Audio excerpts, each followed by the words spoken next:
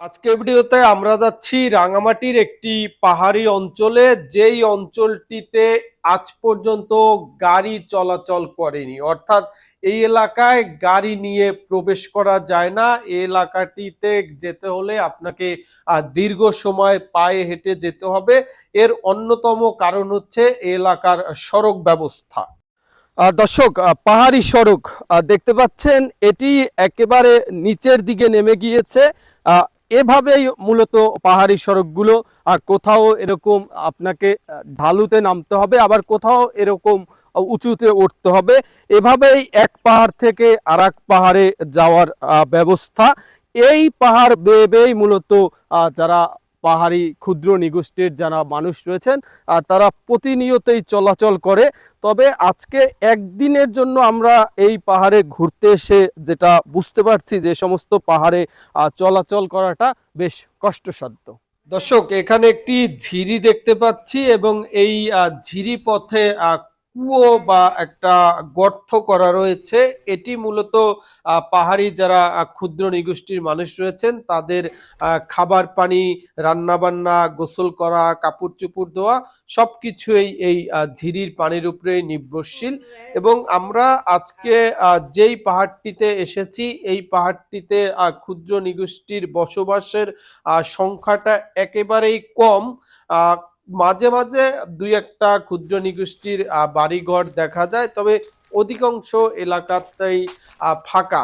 তবে আমরা কৃষিকাজ দেখতে পাচ্ছি পাহাড়ে, যে এভাবে কৃষিকাজ হয় বিষয়টি আমার আগে জানা ছিল না, বা আমি আগে এভাবে কৃষিকাজের চিত্র দেখিনি। দেখতে বেশ দারুণ লাগছে এই চিত্রটি। পাহাড়ের একেবারে উপরের অংশে কিছু বাড়িঘর আমরা দেখতে পাচ্ছি। এখানে যারা বসবাস করেন তারাও রয়েছেন। এই যে বাড়িঘরগুলো দেখতে পাচ্ছেন, এগুলি একেবারে সেই প্রাচীন আমলের বাঁশ বা সোন এ ধরনের। এখানে দুইটা বা তিনটা বসতি রয়েছে। এগুলি হচ্ছে পাহাড়িদের বসবাসের একেবারে আদর্শ একটি স্থান। এবং এবং আমার পাশে পাশে একজনকে দেখতে পাচ্ছেন, এরাই হচ্ছে এই পাহাড়ি জনগোষ্ঠীর মানুষ, যারা পাহাড়ের সাথে সংগ্রাম করে জীবনযাপন করে যাচ্ছেন।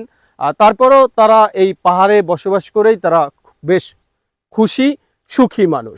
এরাই হচ্ছে ন্যাচারাল মানুষ, এদের মধ্যে আসলে কোনো ভেজাল নাই, এদের আন্তরিকতা অপরিসীম। আমরা সেই জিনিসটাই উপলব্ধি করলাম এই পাহাড়ে এসে। ওকে।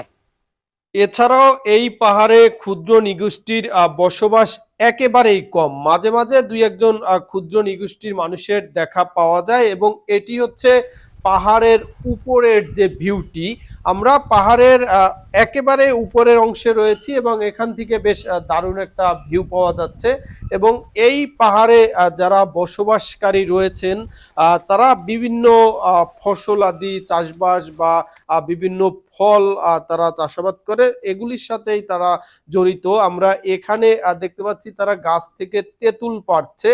আমরা যেই সময়টায় এই পাহাড়ে এসেছি এই সময়টা তেঁতুলের মৌসুম, যে কারণে আমরা তেঁতুল দেখতে পাচ্ছি। সবকিছু মিলিয়ে এই পাহাড়টি যেমন ন্যাচারাল, জনমানব শূন্য, এবং এখানকার যে প্রাকৃতিক দৃশ্য সেটি এক কথায় অপরিসীম।